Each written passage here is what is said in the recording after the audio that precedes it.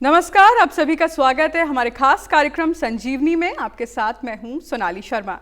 दर्शकों, संजीवनी कार्यक्रम के जरिए हमेशा हमारी ये कोशिश रहती है कि आप सभी तक स्वास्थ्य संबंधी जो भी आपकी समस्याएं हैं उनका सही उत्तर आप तक पहुंच सके। इसके लिए इस कार्यक्रम के जरिए हमेशा हमारी ये कोशिश रहती है कि हम अलग अलग स्वास्थ्य संबंधी जो विशेषज्ञ हैं उनको अपने कार्यक्रम में आमंत्रित करें ताकि आपकी जो भी समस्या है उसका हल आप तक पहुँच सके। आज भी हमारे साथ एक बेहद खास मेहमान है जिनसे हम जानकारी आज हासिल करेंगे अर्थराइटिस नामक बीमारी की। जी हाँ, अर्थराइटिस की अगर बात करें तो बेहद आम ये बीमारी अब होती जा रही है। अर्थराइटिस मतलब यानी कि अगर कहा जाए तो जोड़ों यानी कि जॉइंट में सूजन और इससे एक दर्द पैदा होता है जो बेहद असहाय होता है। अमूमन देखा जाए तो बुजुर्गों में ये बीमारी होती है, लेकिन आजकल की जो जीवन शैली है उसके आधार पर अगर कहा जाए तो कई कम उम्र के लोगों में भी अर्थराइटिस की समस्या देखने को मिल रही है। अर्थराइटिस आखिर क्यों होता है, ये कितने प्रकार का है और इसका समाधान किस तरह से किया जाए, इसके लिए आज हम बात करेंगे। बेहद खास मेहमान हमारे साथ इस वक्त स्टूडियो में उपस्थित है। हमारे साथ हड्डी एवं जोड़ विशेषज्ञ डॉक्टर BKS संजय हमारे साथ इस वक्त स्टूडियो में उपस्थित है। सबसे पहले उनका स्वागत करते हैं। सर, बहुत बहुत स्वागत आपका हमारे कार्यक्रम में। नमस्कार। तो सर, जैसा कि अभी हमने अपने दर्शकों को बताया कि आज हम अर्थराइटिस पर आपसे जानकारी लेंगे। सबसे पहला सवाल सर मेरा आपसे, अर्थराइटिस क्या है, कितने प्रकार का होता है?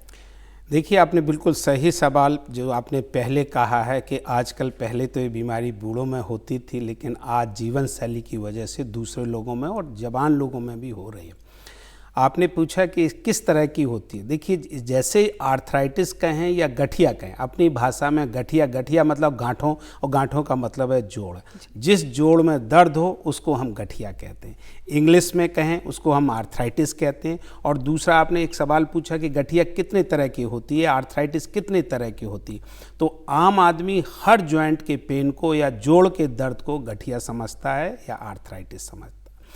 डॉक्टर के पॉइंट ऑफ व्यू से या हम लोग डॉक्टर के नाते ये बताएं कि क्या होता है, तो इसमें कारण जिस गठिया का अलग होता है तो उसके लिए हम अलग गठिया आर्थराइटिस कहते हैं। दूसरे का मेनली जो हम आज बात करेंगे वो दो ही तरह की गठिया की बात करेंगे। एक तो जो आपने पहले कहा कि उम्र बढ़ने पे जो होती है, जिसको हम कहते हैं बुढ़ापे का, भाई बुढ़ापे में गठिया हो गया है।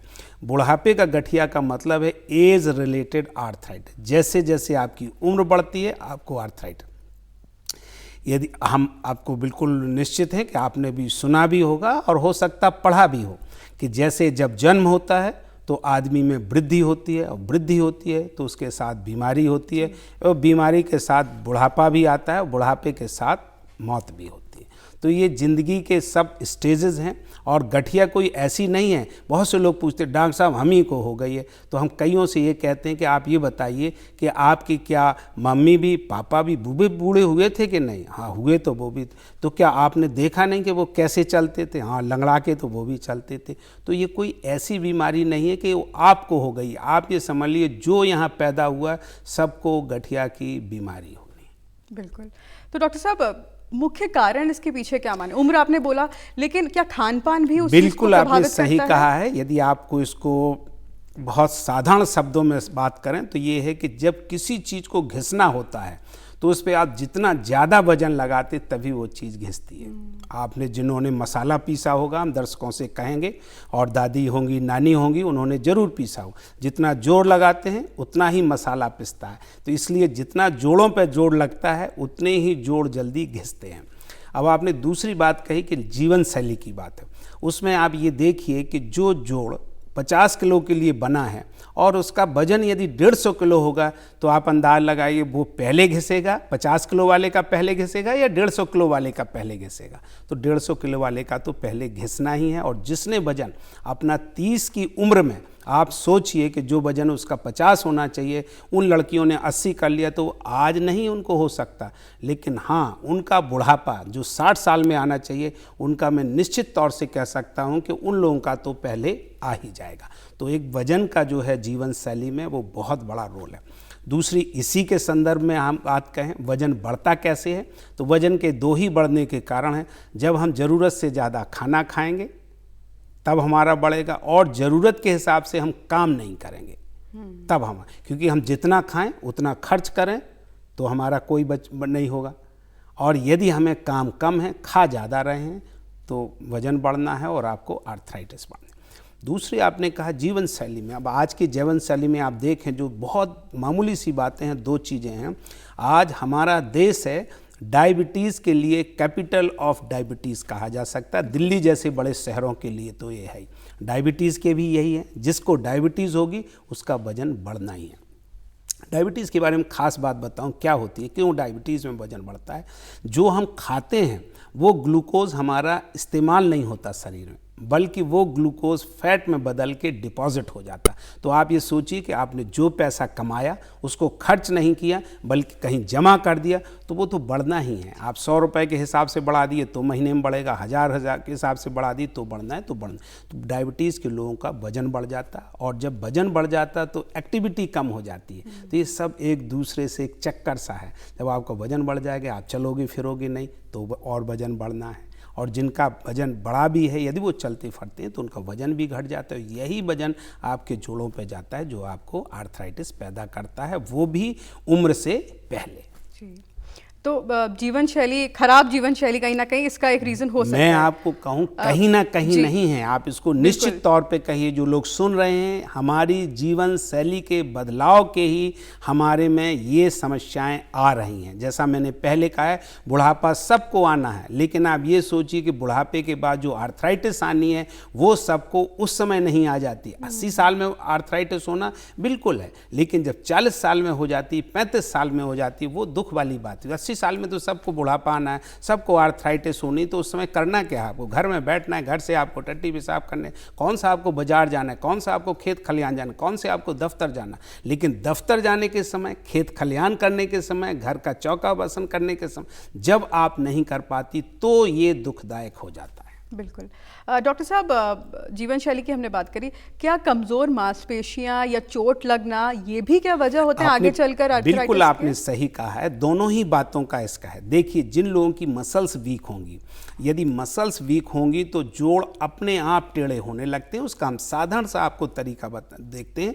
यदि बच्चा है, जब चलता है, जब वो चलता है तो पाँव उसके मुड़े होते हैं, थोड़े से की तरह मुड़े। लेकिन जैसे जैसे चलता है मसल्स की मलती रहती है, मसल्स का इसका रिलेशन होता है, चारों तरफ होती हैं, इस तरफ उस तरफ। लेकिन जब एक तरफ की कमज़ोर हो जाती है तो उनको आर्थराइटिस हो जाती है और उनके पैर टेढ़े हो जाते हैं। तो आपने एक और क्वेश्चन किया था, वो क्या था इसके साथ? कि कभी चोट लगने से देखिए कि जब किसी, ये आपने ज्वाइंट को देखा हो, हम एज ए सर्जन बता सकते, ज्वाइंट बिल्कुल चिकना होता है। आप ऐसे समझ लीजिए इतना चिकना होता है जो आपने कभी संगमरमर का फर्श भी नहीं देखा और टाइल्स भी नहीं देखी होंगी। इतना चिकना होता है कि इसको इतनी स्मूथनेस होती। ज्वाइंट की खास बात ये होती कि जब इसमें फ्रिक्शन ज़्यादा होगा तो ज्वाइंट खराब होगा, और ज्वाइंट में जितनी स्मूथनेस होगी, जितना लुब्रिकेशन होगा, वही होता है जिसको कहते हैं भाई ये तो बहुत लचीला है, कहीं भी बैठ जाता है, कुछ भी कर लेता है। देखिए है लंबा लेकिन गोल भी बन जाता है। आपने बहुत से योगा अभ्यास करने वाले या कुछ इंस्ट्रक्टर्स को देखा होता, हमें आपको विश्वास ही नहीं होता कि उनमें लचीलापन, उनका लचीलापन सिर्फ ज्वाइंट की वजह से। जब किसी वजह से भी इसमें इरेगुलरिटी आ जाती, जोड़ में मतलब टेढ़ापन आ जाए या खुरदरापन आ जाए, तो कोई भी खुरदरी चीज़ पे यदि हाथ रगड़ेंगे तो उसमें दर्द होगा, हमें आपको नहीं होगा। तो वो जब जोड़ खुरदरा हो जाता है, टेढ़ा हो जाता है, जब चीज़ टेढ़ी हो गई तो उसे कहीं ना कहीं तो उस पर अलग से जो उस पर जो कहें दबाव पड़ रहा है या ताकत लग रही है या जो नहीं लगनी चाहिए, तो दर्द तो आपको करना ही है। और जब ये टेढ़े हो जाते हैं तो इनमें आर्थराइटिस बहुत जल्दी हो जाती है। चोट लगने पे, जैसे 30 साल के बच्चे हैं, उनको जोड़ की चोट लग गई, तो हम तो उनसे कह देते हैं भाई कि अब देखो, अब तुमने बेटा चोट तो लगा ली मोटरसाइकिल से, अब आप ये सोचिए जो आपको बुढ़ापा 60 साल में या 70 साल में आना था वो आपने 30 और 35 साल में ही कर लिया। तो आप अपने हिसाब से तो आप कहने फेस से तो आप जवान लगेंगे, लेकिन घुटनों के हिसाब से, जोड़ों के हिसाब से आप बूढ़े ही हो गए। बिल्कुल। डॉक्टर साहब, लक्षण की अगर इसकी बात करें तो क्योंकि जब भी शरीर में कहीं दर्द होता है या रेगुलर अगर वो पेन रहने लगता है तो हमें लगता है कि कहीं आर्थराइटिस तो नहीं, और अगर आपकी उम्र 50 से ऊपर है तो लोग यही मानते हैं। तो किस तरह से लक्षण हमें महसूस होते हैं और कब हमें ऐसा होना चाहिए कि अब डॉक्टर पे जाना चाहिए, दिखाना इसमें चाहिए? आपने बिल्कुल दो लक्षण क्या होते हैं, आप ये समझिए, जब आपके किसी जोड़ में दर्द है तो आप इसको ये समझ लीजिए कि ये साधारण तो नहीं है या नॉर्मल तो नहीं है, ठीक तो नहीं है। दर्द एक ये होती है, आप इसको दर्द के बारे में आर्थराइटिस से नहीं, किसी भी दर्द जो है ये हमारे लिए प्रोटेक्टिव मैकेनिज्म है। यदि आपको कहीं दर्द हो रहा, इसके माने ये चीज़ ठीक ठाक नहीं, कहीं ना कहीं कोई दिक्कत हो रही है, और उस दिक्कत को बताने के लिए शरीर को वो दर्द होता है। और यही दर्द है जब हल्का होता है तो आप इसको कहेंगे कि नॉर्मल है, ऐसी कोई बात नहीं। देखिए आप ऐसा है, हर दर्द जोड़ का वो गठिया नहीं होता है, वो आर्थराइटिस नहीं होती है। मैं सब दर्शकों को बताऊंगा कि इसको आप ना मान कि आपको एक दिन दर्द हो गया तो आपको डॉक्टर के पास जाना नहीं। उसका बताएं क्यों आपको एक दिन दर्द होता है। जिसने 1 घंटे कभी किचन में खड़ा नहीं हुआ और उसको पार्टी के लिए 5 घंटे खड़ा होना पड़ा या दिन भर खड़ा होने पड़ा, तो मैं मानता हूँ उन लोगों को दर्द होना वाजिब है और होगा भी। तो ऐसे लोगों को ये नहीं समझना चाहिए गठिया। उसका एक ये है कि जो आपका शरीर है जिस रफ्तार से बना हुआ या जिस क्षमता का बना हुआ आपके लिए, कहते हैं मुर्गी को तकियों का घाव बहुत है, तो जो आदमी मैंने बताया 1 घंटे नहीं खड़ा होते, इस पाँचों से दर्द हो जाएगा। इसी तरह से जिन लोगों को स्कूलों में दफ्तरों में काम करने के लिए होता तब वो दर्द हो जाता है, लेकिन वो गठिया नहीं है। हाँ, गठिया के लक्षण होते दर्द हो, जोड़ में सूजन हो, खास तौर से जो गठिया बुढ़ापे वाली बात होती है उसमें सुबह सुबह अकड़ाहट हो। मैं आपको कल ही की बात बताऊं, हमारे कोई परिचित मुझे फ़ोन करते हैं, कहते साहब मेरी पत्नी है, सुबह हाथों में उनको बहुत दर्द होता है और उठने के बाद दर्द हो। मैंने उनको एक ही कहा, और मैं सबको बताऊं, कोई भी पुरानी चीज़ हो, आपके पास पुराना वाहन हो, स्कूटर हो, साइकिल हो, गाड़ी हो, कोई भी हो, जब वो पुरानी हो जाती है उसको चलाने में थोड़ा टाइम लगता है, क्योंकि ये सब चीज़ें हैं बेयर टेयर का फिनोमेना है। और हमारा शरीर भी 60 साल का होने का मतलब वो 60 साल काम कर चुका है, तो उसकी जो क्वालिटी है या जो उसकी क्षमता है या कहें कि वो कितना अच्छा है, वो उतना नहीं है जितना कि आपका 30 साल पहले था। तो ये आम बातें हैं। यदि कोई दर्शक ये सोचे मुझे सुबह जोड़ों में दर्द हो रहा, थोड़ा सा उठने में टाइम लगता है, तो इसको आप नॉर्मल समझिए, क्योंकि ये लाइफ का एक हिस्सा है और एक नॉर्मल प्रक्रिया है, एक एजिंग प्रोसेस। इसको आपको ये नहीं देखना चाहिए कि इसमें गठिया। इसके बाद क्या होता है, कुछ लोगों में इतना दर्द होता है कि वो चल ही नहीं पाते हैं, और दर्द इतना बढ़ जाता है कि हाथ या पैर मुड़ नहीं रहे हैं, घुटना जहाँ टेढ़ा है वहीं रह गया। तब आपको सच में किसी डॉक्टर को दिखाना चाहिए, और डॉक्टर को भी हम तो आपको सबको यही कहेंगे किसी क्वालिफाइड डॉक्टर को ही दिखाएं। क्योंकि होता क्या है कि नीम हकीम खतरे जान। मेरा कहने का मतलब ये नहीं है कि जो लोग इलाज कर रहे हैं वो अच्छा नहीं कर रहे हैं या उनको करना नहीं चाहिए, ये बिल्कुल मेरा मतलब नहीं। लेकिन हाँ, ये मैं ज़रूर कहूँगा, कोई समस्या है तो उसको आप प्रोफेशनल के पास जाएंगे तो उसका एक अच्छा इलाज भी होगा और उसका हल भी अच्छा निकलेगा। बिल्कुल। इलाज की बात करें तो उपचार से संबंधी जानकारी आपसे लेते हैं कि उपचार किस तरह से इस चीज़ का होता है। एक तो जो बुढ़ापे में और एक जो कम उम्र के लोगों को हो रहा है उसका उपचार। देखिए, इसमें दोनों में ही चीज़ है। आप इसको इससे ना डिफ्रेंशिएट किए कि ये बुढ़ापा 30 साल में आया 60 साल में। पहले तो ये समझ लीजिए कि जोड़ खराब हो रहा। किसी भी गठिया के लिए आपको एकदम आपको किसी ने कह दिया मुझे गठिया हो गया, तो डॉक्टर के पास दौड़ के नहीं जाना है। क्योंकि घरेलू आज हमारे यहाँ आपके मीडिया के माध्यम से, लोगों की शिक्षा के माध्यम से, स्वास्थ्य सेवाओं की उपलब्धता के माध्यम से अब सब लोगों को पता चल गया, जब आपको दर्द होता किसी तरह से घर में गर्म पानी से आप सिकाई कर सकते हैं, आपको ज़रूर आराम मिले। घर में कोई आपको मालिश करने वाला मिल जाता है, घर में जैसे सास के लिए बहू कोई मदद कर देती है, पिताजी के लिए बेटा मदद कर दे, थोड़ा भी हाथ मालिश जाएगा तो दर्द मिले। उसके 2 कारण हैं, एक तो मालिश है जो कि एक फिजिकल हो गई, और एक साइकोलॉजिकल है। यदि मुझे दर्द है और मेरे ऊपर किसी ने हाथ फेर दिया तो आप समझें कि मेरा दर्द कम होगा कि नहीं होगा। बिल्कुल, ये सबसे बड़ी महत्वपूर्ण चीज़ है। तो आप घरों में सिकाई है, मालिश है, दर्द के लिए आप अपना कंसर्न शो कीजिए कि हाँ आपको क्यों होगा, कैसे होगा, आप ऐसा ना करें। और कभी कभी ये तो हो गई आपकी घरेलू, जब आपको ज़रूरत पड़े तो आप किसी फिजियोथेरेपिस्ट से भी कंसल्ट कर सकते हैं, वो कोई एक्सरसाइज बता देंगे, कुछ मशीनों से कर देंगे, वो भी की जा सकती हैं। फिर आपको यदि आप माने तो कोई आपको दर्द की गोली पता हो, किसी अच्छे डॉक्टर ने लिखी, तो वो आप ले सकते हैं। नहीं ले सकते तो आप डॉक्टर के पास जाएं। कोई भी डॉक्टर, ये लोगों की बिल्कुल गलतफहमी है कि डॉक्टर के पास जाएंगे तो खास तौर से हमारे जैसे तो सबका ऑपरेशन कर देंगे। नो, ऐसा बिल्कुल नहीं है। हर मरीज का ना ऑपरेशन की ज़रूरत है और ना हर मरीज ऑपरेशन से ही ठीक होता है।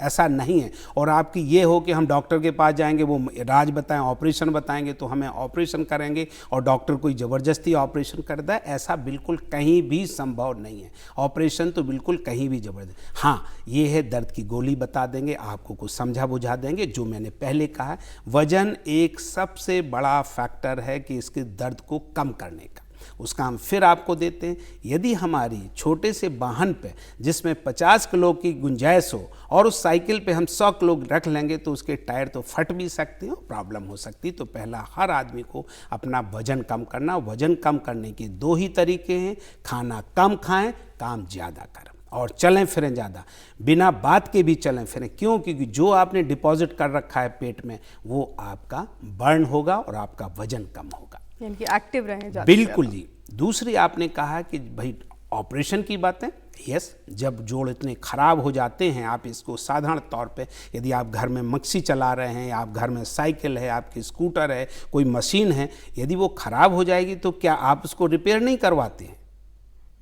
तो आप उसको रिपेयर भी करवाना चाहिए। लेकिन हाँ, रिपेयर के अलग अलग तरीके होते, कोई एक पार्ट ख़राब हो गया तो उसका भी किया।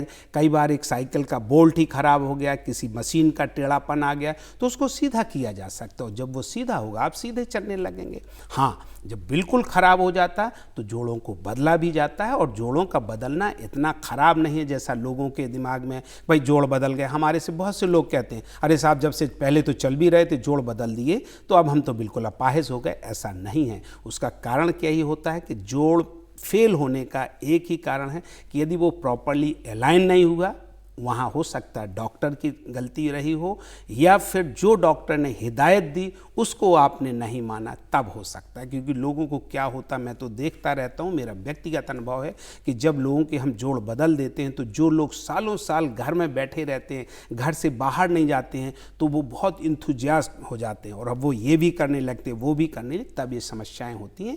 वैसे नहीं होती हैं। आज के टाइम में जोड़ों का बदलना बहुत सक्सेसफुल ऑपरेशन है, और मैं तो अपने ही, हम आपको बताएं, अब इस आपके माध्यम से कहना सही होगा नहीं, बहुत से आप YouTube पे आप वीडियो देख सकते हैं और आप खुद रिजल्ट देख सकते हैं। हम तो करते रहते, लोगों को दिखाते रहते, लोगों को बताते भी रहते। बिल्कुल डॉक्टर साहब, आप जॉइंट की बात कर रहे हैं, जॉइंट ट्रांसप्लांट की बात अगर हम करें तो बहुत लोग सर्जरी से डरते हैं, और पर आपके माध्यम से जानना चाहेंगे कि कितना टाइम लगता है रिकवरी में, हाँ, कितनी जल्दी स्वस्थ होकर वापस लोग अपने पैरों पर खड़े हो जाते हैं? इसका बिल्कुल सीधा सा है। यदि आप पहले चल रहे थे, सिर्फ दर्द ही था, तो आप दूसरे दिन आप फिर चलने लगेंगे। क्योंकि इसको और साधारण हम किसी फिर मशीन से, आप इस ना कीजिए कि आदमी इसको आप मशीन से क्या वास्ता है, आदमी का मशीन से सीधा वास्ता नहीं है, लेकिन चीज़ें वही हैं। यदि आपकी गाड़ी की चेन, साइकिल की चेन उतर गई है और उसको किसी तरह से आपने 1 मिनट के अंदर उसको चढ़ा दी, तो क्या आप दोबारा 2, 4, 10 किलोमीटर चल सकते कि नहीं चल सकते? सिर्फ उसका सीधा वास्ता। हाँ, कुछ लोग जोड़ इतने ख़राब हो जाते हैं कि महीनों से, सालों से कहीं पे चले नहीं होते, बिस्तर में रह जाते हैं, मसल्स वीक हो जाती हैं, मानसिक तौर पे इतना क्या कहते साहस नहीं रहता है, फिर बीमारी से या ऑपरेशन के बाद बड़े चीरे लगते हैं, उनसे दर्द हो जाता है। पहले आप इस तरह से लेटे हुए थे, अब आपका पैर सीधा हो गया तो उससे खिंचाव बढ़ता है। तो इस तरह के ज़रूर होते हैं। तो इनमें आपको किसी को 4 हफ्ते लेते हैं, किसी को 6 हफ्ते लेते हैं। मैं कहता हूँ किसी को यदि 3 महीने भी लग गए हैं तो हम ये समझते हैं कि अपनी बची हुई ज़िंदगी जो 20 साल, 25 साल, 30 साल की है, तो 3 महीने कौन सी बड़ी चीज़ होती है। यदि हम 3 महीने ऑपरेशन, 3 साल पहले ऑपरेशन से पहले बिस्तर में लेटे हुए थे, तो मैं तो कहूँगा भाई 3 महीने और भी लेट जाओ, आराम से चलने लगो, तो देखिए जॉइंट की कितनी अच्छी होती है और आपकी कितना, इसकी जो जोड़ की भी लाइफ होती है। यदि लाइफ उसकी होती है तो बढ़ ही जानी है। जब उसको अच्छे ढंग से इस्तेमाल करोगे किसी भी चीज़ को, तो वो अच्छे दिन चलेगी और अच्छी ही चलेगी ना। बिल्कुल। आपने जॉइंट ट्रांसप्लांट की जानकारी भी दी, लेकिन थोड़ा उससे पहले आना चाहेंगे, अगर किसी को आर्थराइटिस की प्रॉब्लम हो तो व्यायाम, योगा, ये सब कितना उसमें मेरा मानना है, आपने बिल्कुल सही सवाल किया है और इसका उत्तर भी बिल्कुल ही साधारण है। जिस व्यक्ति को, हर व्यक्ति को मैं कहता हूँ, आज ही नहीं, कोरोना की वजह से योग जो है एक बहुत अच्छा सस्ता साधन है। अपने आप को स्वस्थ रखने का। और हम लोग तो इस बात के लिए, हम ही नहीं हैं, अपने देशवासी ही इस बात के लिए सौभाग्यशाली नहीं है। और मैं तो मानता भी हूँ कि हम ही लोग सौभाग्यशाली नहीं हैं कि हमारे आयुर्वेद ने हमें ये एक बहुत बड़ा ज्ञान दिया है और बहुत बड़ी, ये सोचिए, स्वास्थ्य के लिए व्यवस्था दी है। आज योग को हमारे यहाँ ही नहीं है, पूरा दुनिया इसको मानता है। और मैं तो फिर आपके माध्यम से नरेंद्र मोदी जी प्राइम मिनिस्टर का भी इस बात के लिए धन्यवाद देना चाहूँगा, और सभी लोगों का जिन्होंने योग को, हमारे जो स्वामी रामदेव जी हैं या जो लोग, जितने लोग योग गुरु हैं, उन सब का इतना योगदान है कि आज इसको इतना बना दिया है कि अपने देश में तो बच्चा बच्चा जानता ही है। आप दुनिया के किसी भी देश में जाइए, वहाँ पे हो रहा है, ये तो मैंने अपनी आंखों से देखा हुआ है। आप कहीं भी जाइए दुनिया में, योगा के क्लास चल रहे हैं, योगा के होंगे। योगा में सबसे, आपके इस माध्यम से सबसे कहूँगा, मैं तो चाहूँगा कि आप 15 मिनट के लिए, आधे घंटे के लिए, 1 घंटे के लिए यदि योगा करते हैं, और योगा बहुत आसान, देखिए कुछ जो जैसे प्राणायाम है, वो जो अनुलोम विलोम है, या साधारण सी आपको ब्रीदिंग एक्सरसाइज है, या थोड़ा सा उठना बैठना एक्सरसाइज, इसमें कौन सी समस्या है? यदि हम अपने 24 घंटे में आधा घंटा इसके लिए दें, स्वास्थ्य के लिए, आर्थराइटिस के भी इसमें सकारात्मक प्रभाव देखते हैं। नॉट ओनली आर्थराइटिस, पूरी ये शरीर को ठीक रखता है। और योगा तो एक बहुत अच्छी, मैं तो सबसे कहूँगा कि खुद करें। मैं तो खुद भी इसको करता भी हूँ। लोग मेरे से ही पूछते हैं, डॉक्टर साहब आप बहुत यंग लगते हैं, तो क्या कारण है? तो मैं कहता हूँ, मैं कोई ऐसी खास चीज़ नहीं, योग करेंगे तो डॉक्टर पे भी काम आना पड़ेगा। खाना पीना, काम करना, यही सबसे अच्छी बिल्कुल। खान पान की अगर बात करें डॉक्टर साहब, तो जिन लोगों को आर्थराइटिस है, उनको कौन कौन सी चीज़ों को खाने से परहेज करना चाहिए? देखिए, इसमें हम खास तौर से उन लोगों के लिए जिनको आप गठिया की शिकायत कहते हैं, जिनको जोड़ों में दर्द होता है, जिनको रूमेटॉइड आर्थराइटिस टेक्निकल भाषा में कहते हैं, उनके लिए हम ये ज़रूर कहेंगे कि जिनको ये होता है, उनको कुछ खाने से दर्द बढ़ जाता है। जैसे वो यदि खट्टी चीज़ें लेते हैं तो उनको दर्द बढ़ जाता है, चाहे वो दही हो या कोई भी खट्टी चीज़ लेते हैं। कुछ लोगों का ये भी, हमने चावल खा लिया कुछ लोगों, तो मेरा उन लोगों से यही निवेदन है कि आपको पता चल गया कि इस चीज़ से हमें समस्या बढ़ती है, तो वो उस चीज़ को आप ना करें। दूसरी जो एज रिलेटेड आर्थराइटिस है या ऑस्टियोआर्थराइटिस है, उसमें किसी भी खाने पीने से दर्द का कोई वास्ता नहीं। एक यूरिक एसिड होता है जिसको गाउट की शिकायत कहते हैं, उन लोगों के लिए ज़रूर है, जब वो प्रोटीन लेते हैं, ज़रूरत से ज़्यादा लेते हैं, तो उनको गाउट की शिकायत होती है, गाउटी आर्थराइटिस होती है। उनके लिए हम यही कहते हैं कि प्रोटीन का कम से कम लें, जो उनके हिसाब से लें, ज़रूरत से ज़्यादा न लें। ख़ास तौर से उन लोगों को होता है जो जिम में जाते हैं, बॉडी बिल्डिंग करते हैं, या जिनको लगता है कि हमें बहुत करना है, और उन लोगों को भी जिनके पास पैसा बहुत आ गया है, तो वो समझते हैं कि भाई हम बाज़ार से प्रोटीन लेंगे और तो फिर हमें और कुछ फल फूल खाने नहीं पड़ेंगे और इससे हमारा। लेकिन आप ये सोचिए, शरीर के स्वास्थ्य के लिए आपको खाना ही ज़रूरी नहीं है, खाने में आपको संतुलित आहार की ज़रूरत है। यदि हमसे 5 चीज़ों में कहा जाए आपको रोटी खानी, चावल खानी, दाल खानी, पानी खाने, दूध खाना, दही खाना, यदि हमें एक ही चीज़ दे दी जाए तो कितनी देर काम करेगी? और आपको लगता है ज़रूरत में तो आपको काम हो जाए, वैसे नहीं। तो हर किसी को बैलेंस डाइट लेनी चाहिए, और बैलेंस डाइट में यही है, कोई खास चीज़ नहीं है कि किस हिसाब से आपको तेल लेना है, किस तरह से उसमें कार्बोहाइड्रेट लेना है, कितना आपको प्रोटीन लेना है। बहुत साधारण तौर पर हम आपको बताएं, प्रोटीन किसी के लिए भी 1 किलोग्राम के लिए 1 ग्राम की ज़रूरत होती है। और प्रोटीन जो हमारे यहाँ, हमारे देश में है, वो दालों से मिलती है, दूध दही से मिलती है, और जो लोग नॉन वेज खाते हैं उनको मीट से मिलती है, और इसके अलावा कुछ भी नहीं है। और सबसे यदि जो नॉन वेज खाते हैं या जिनको कहें, तो एक अंडा भी प्रोटीन का बहुत अच्छा साधन है। बिल्कुल। डॉक्टर साहब, कई लोग ये भी जानना चाहते हैं कि मौसम की अगर बात करें तो कहते हैं कि सर्दियों में आर्थराइटिस की शिकायत उनकी बढ़ जाती है, तो क्या ठंड या मौसम में परिवर्तन भी आर्थराइटिस की समस्या को प्रभावित करता है? बिल्कुल, आपने वैसे सही कहा है, और आपका अनुभव भी होगा। आप ये सोचिए कि हमें सुबह गर्मी में उठने में ज़्यादा दिक्कत होती है, जाड़े में रजाई से निकलने में। बिल्कुल, जाड़े में समस्या होती है, और जिनको दर्द होता है उनको और भी समस्या होती है। उसका दर्द का आप भी देखिए, टेक्निकल बात, दर्द को कम करने के लिए खून का बहाव सबसे ज़्यादा होना चाहिए। जब खून का बहाव आएगा तो जो टॉक्सिक मटेरियल है वो निकल जाते हैं। इसको आप ऐसे सोचिए कि बाथरूम में यदि गंदगी पड़ी है तो हम जितना पानी डालेंगे उतनी ही सफाई होगी। तो इसी तरह से है कि जब जाड़े में सब गठिया वालों को एक, और मौसम के भी, जैसे इस समय है ह्यूमिड मौसम है, आर्द्रता बहुत है, चिपचिपाहट जाए, गठिया के मरीजों में दर्द हो जाता है, बढ़ जाता है। हम उन सब से कहते हैं और आपके माध्यम से कहेंगे कि आप लोगों को इस मौसम में तो दवाई को बदलने की ज़रूरत नहीं है। जो आप दवाई ले रहे हैं उसको लेते रहिए, बल्कि उसकी डोज भी बढ़ा दीजिए, वो भी डॉक्टर की सलाह से। तो कम से कम आपका, क्योंकि मौसम का खास तौर से रूमेटॉइड आर्थराइटिस का ह्यूमिडिटी से सीधा वास्ता है, कोल्ड से सीधा वास्ता है। हमारे यहाँ तो कम है। यदि आप यूरोप की बात करें तो यूरोप पर रूमेटॉइड आर्थराइटिस बहुत कॉमन बीमारी है, क्योंकि वहाँ ठंड भी है और कुछ एक्टिविटी भी है। इस तरह से कुछ हद तक जेनेटिक का भी रोल आता है, तो ये तो होता है। बिल्कुल। डॉक्टर साहब, आपका बहुत बहुत शुक्रिया, आप हमारे कार्यक्रम में आए और आर्थराइटिस से संबंधी आपने इतनी अहम जानकारी हमारे दर्शकों को दी। आपका एक बार फिर से हमारे कार्यक्रम में आने के लिए बहुत बहुत शुक्रिया। मैं तो आपको भी धन्यवाद दूंगा, दूरदर्शन को भी दूंगा और दर्शकों को दूंगा, धन्यवाद दूंगा, नमस्कार करूं कि आपने मुझे अवसर दिया कि मैं अपनी बात को आप लोगों के माध्यम से दूसरे लोगों को बता सकूं। बिल्कुल, धन्यवाद डॉक्टर साहब। नमस्कार। तो दर्शकों, उम्मीद करते हैं आपको आज का हमारे एपिसोड बेहद पसंद आया होगा और आर्थराइटिस से जुड़ी आपकी जो भी समस्या है वो भी कहीं ना कहीं इस कार्यक्रम के जरिए आपकी समस्याओं का समाधान हुआ होगा। फिलहाल के लिए दीजिए हमें इजाज़त। नमस्कार।